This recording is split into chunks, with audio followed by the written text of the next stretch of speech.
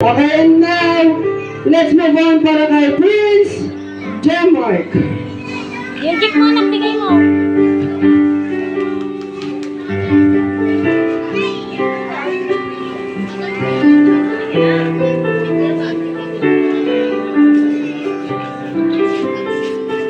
Kalabitin mo siya, Prince. Then, tingin mo po kay Ate Athena. Sige, lang po mong gift. Hawak ko po sa dalawang ni Ate Athena. At tingin muna tayo sa ating camera. And 1, 2, 3, smile!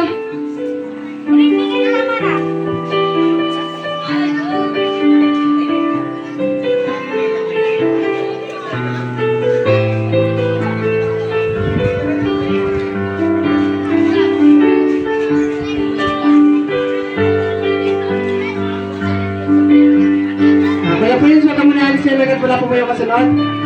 Okay, at syempre, para po sa bumabuhan ng ating 7 dancers, 7 races, everyone, sabay-sabay po natin sa libuhin ng malakas at masagapit palakpakan ng kanyang Papa Enrico!